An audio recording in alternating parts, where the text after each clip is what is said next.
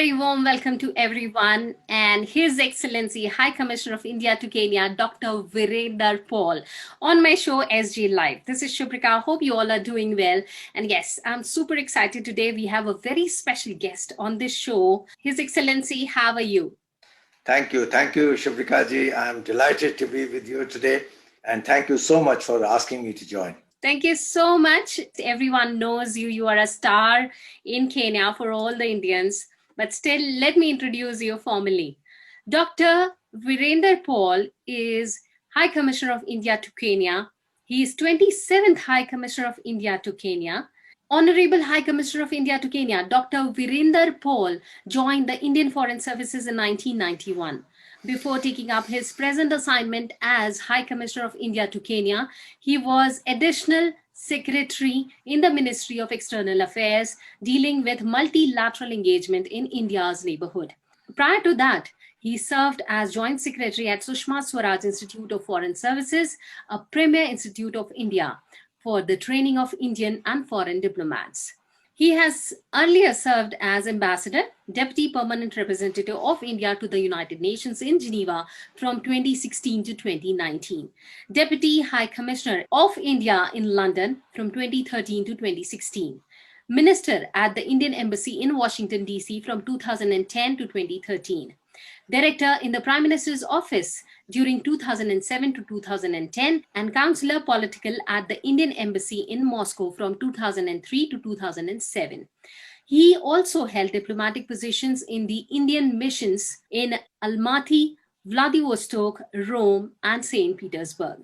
During his other previous stints at the Ministry of External Affairs headquarters, he served in Europe East and Americas Division. Dr. Virander Paul holds a medical degree from All India Institute of Medical Sciences, New Delhi, and he speaks Punjabi, Hindi, English, and Russian. So welcome to the show once again, Dr. Virander Paul. Thank you. During your diplomatic career, you have been posted at various locations. So how do you find Kenya different from others? Well, like I said, no two countries are alike. All the stations that I have served in the past, they have been very exciting. But there's something unique about Kenya. This is my first time ever in Africa. I've never handled relations with Africa in the past. It's very exciting. I feel a little bit nervous as well because it's very, very new. Yeah. But when I arrived in Nairobi almost 4 months ago, I think there were some perceptions that I had about Africa, which were based on some misplaced, stereotypical, media-driven media. Certain sections of media, True. Certain sections of international media, they show Africa in a particular light. Yes. And when I arrived in Nairobi, I was so excited. There are a couple of things which are very striking in Nairobi, which I saw on my arrival. What they say, the eternal spring, and it's all the year around. But the greenery, the sunshine, the fruits, the vegetables, the wildlife, and the rest of it. And secondly, the people. The people I've so far met, whether they are African Kenyans or Kenyans of Indian heritage, have been deeply impressed by the warmth and goodwill with which I am received here, and the people are so very welcoming, and I think I'm going to have a great stay. Here, definitely, for sure. And this will help me. This will help me, to serve India as the Indian High Commissioner in this beautiful country. Yeah. And you arrived in, I think, September end. It's just 4 months. How has been your stay in the country till now? Yes. Have you visited any of Kenyan destinations? Yes, I've been here for almost 4 months. When I arrived here, I had planned to do a lot in these 4 months. Naturally, the virus, the coronavirus, hasn't been too friendly. It has been very, very, damaging to all of us, worldwide.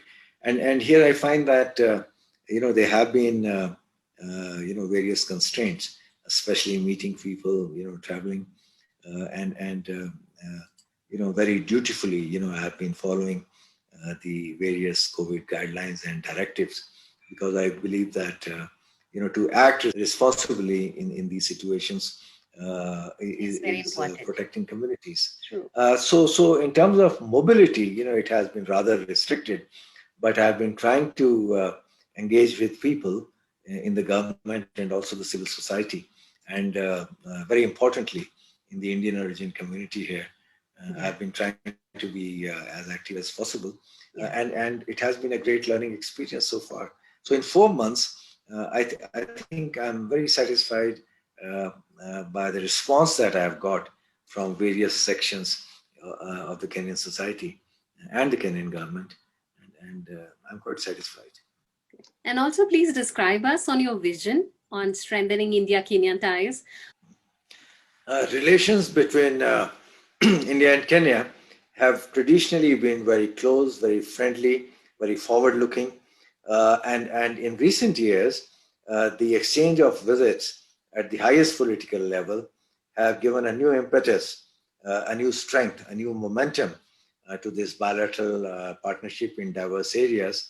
Our Prime Minister visited Kenya in 2016.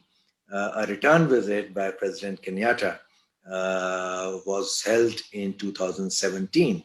So the two leaders have given us a very important, a very forward-looking roadmap for us to develop this relationship into a more durable partnership, both by strengthening the existing areas of cooperation and also explore and add new areas of cooperation. Some areas which were touched upon during the highest level visits, and which my predecessors too had been focusing, I would like to, as I say, more momentum, more substance to these areas. These areas include the potential that we have in maritime security, in blue economy. Defense and security is an important area. And then we could do more in areas such as higher education, science and technology, more research, and innovation. One more area I would like to add. This is based on my own assessment of 4 months or so here in Kenya, that the highly successful initiative in India of Startup India, where the youth are using the entrepreneurial energy and also the fruits of recent research and innovation, encouraging the spirit of innovation and translating those outcomes into economic benefits. This is something which I would like to use that experience here in Kenya, and I look forward to working together with my Kenyan colleagues and also my colleagues in the business circles to make that happen. And according to you, what more can be done between the two? I think what we are doing with more vigor and in a more monitorable way, in a more result-oriented way, in a more, I would say, what we say, the key target area approach. We should have the targets, and we should work towards those targets in a very monitorable way. We fix a timeline and try to achieve those targets. Our targets should not be open-ended. I know, which is Because, when actually, they are yeah. When you talk about we should. diplomatic issues, sometimes it happens that you cannot have a set time length. It's No, very tough. absolutely. Yeah. We are fully mindful. We are Yeah. fully mindful that in relations between countries, you can't have tangible outcomes True. overnight, Yeah. or in a very limited period of time. Yeah. But still, we can have some milestones along the road True. towards the target, Yeah. and that keep us going. Yeah. At every stage. the two sides sitting together, exchanging views, experiences, and also thoughts for the future, so that we are on the same page. In my view, I think this is again a very doctor-like approach, Yes, which has served me well. that's what I was thinking. But yes, it's good if you can achieve that in these kind of issues. It's definitely one of the very good things which can be done. As a high commissioner, yes, you also hold a very big responsibility to spread Indian culture all around the world. I have seen other high commissioners also, the previous ones, who have played a very big role in spreading Indian culture in Kenya, trying to establish it. So, what do you think is the strength of our Indian culture, which is actually respected and for which India is known in other countries, and what more can be done for that in Kenya? Thank you for asking this question. I think this is both very interesting and also very important issue, promotion of Indian culture abroad. Yeah. In a country like Kenya, where we have close to 100,000 people of Indian origin, I think there already exists a large number of Indian ambassadors to promote Indian culture. You are doing a great job, even through your TV channel, and likewise many regional associations are also doing this work of promotion of Indian culture in this beautiful country.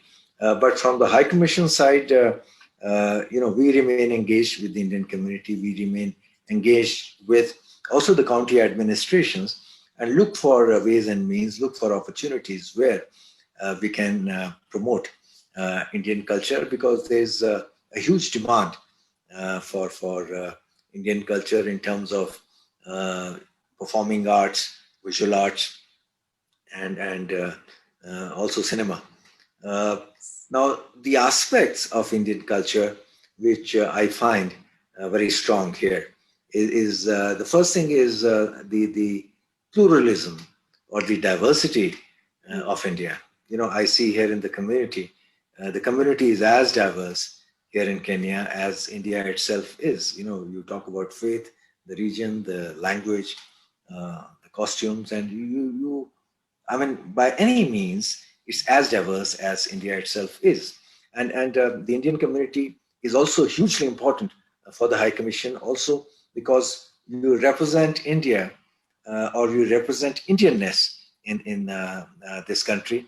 And we are extremely satisfied and proud at the level of integration that the Indian community has in the Kenyan society.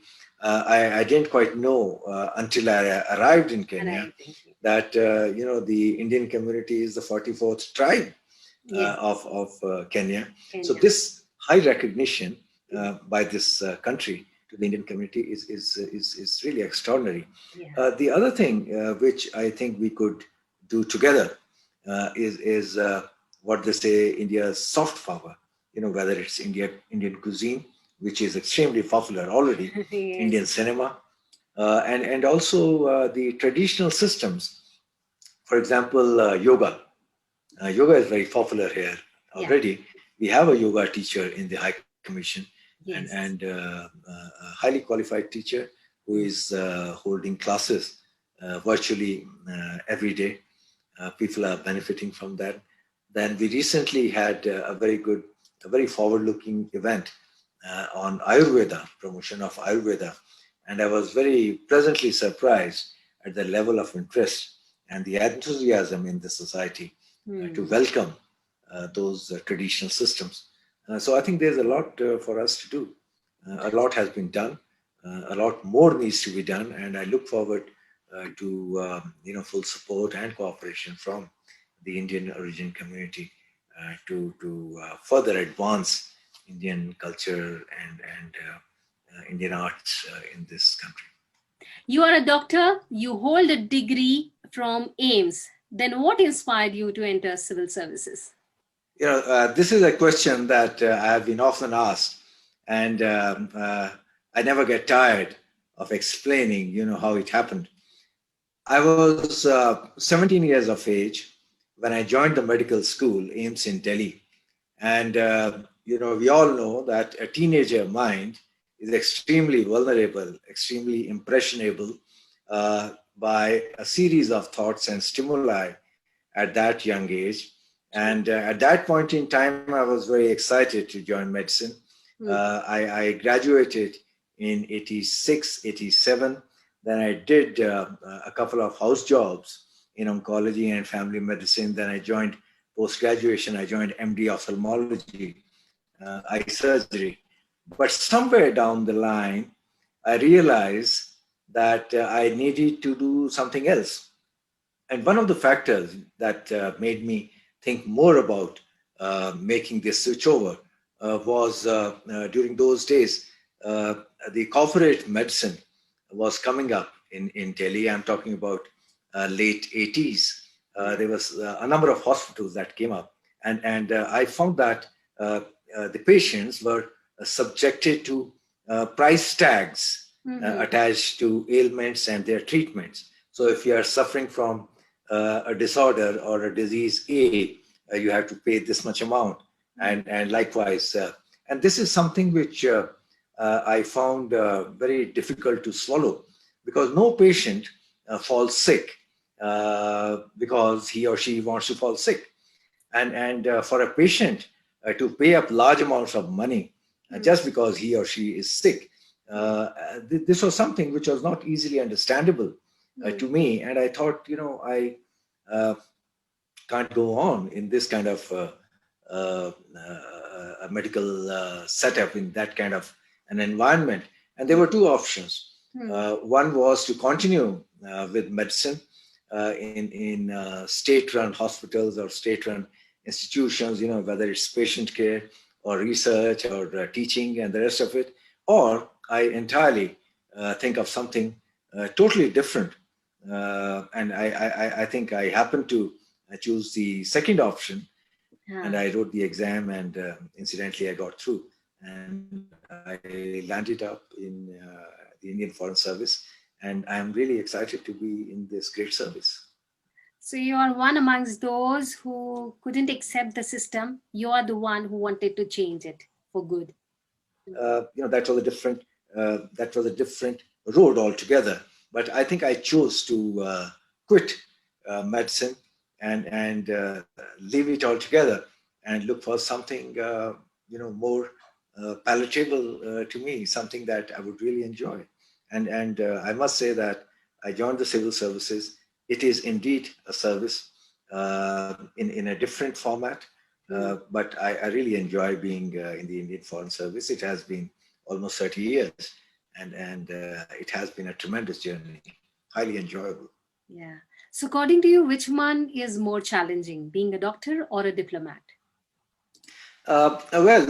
These two vocations are very different. I won't say, one is more challenging than the other.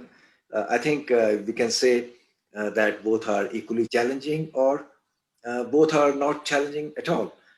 We deal with challenges. A vocation can't be challenging per se. And there are challenges in both these professions. But there are I find that there have been a number of similarities.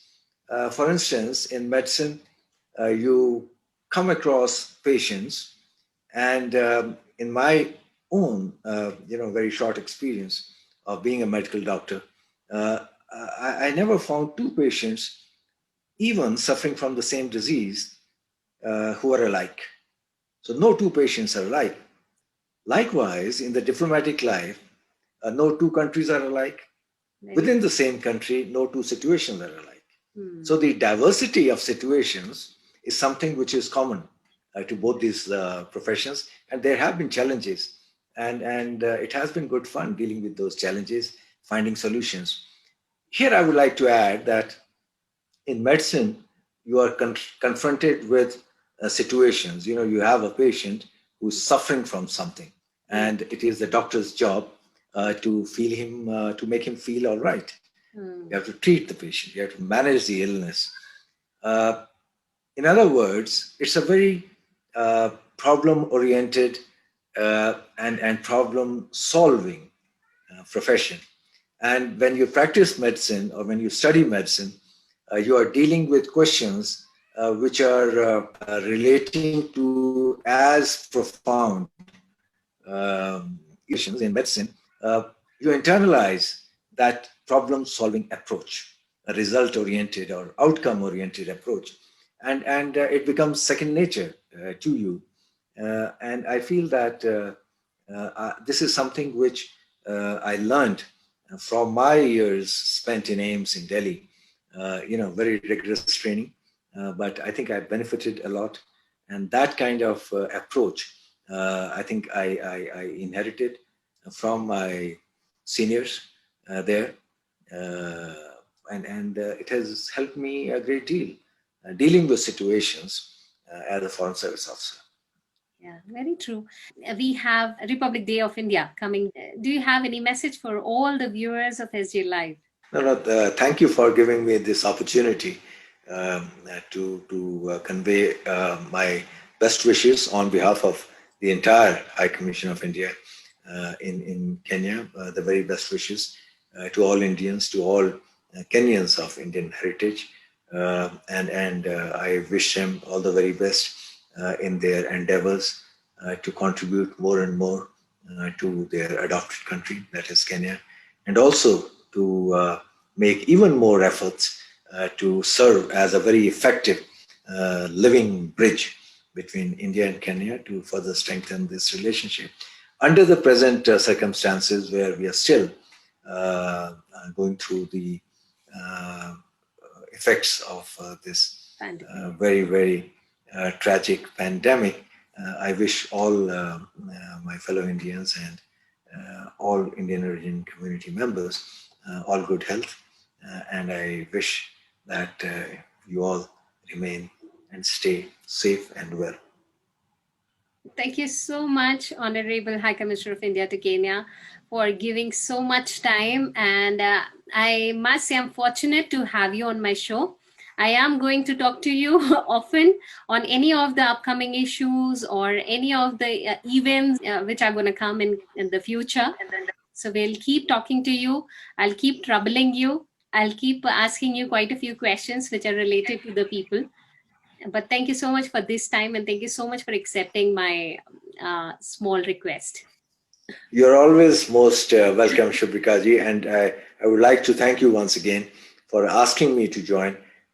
Under the circumstances, it was a wonderful opportunity for me to engage with the Indian origin community through this medium, and the doors of the High Commission remain open. We are available for any such activities that meet any need of the Indian community in Kenya. Thank you so much. Thank you. So that was His Excellency High Commissioner of India to Kenya, Dr. Virander Paul, on SG Live. This is Subhrika signing out, but again with a promise to bring you many more big personalities on the show. Till then, take care.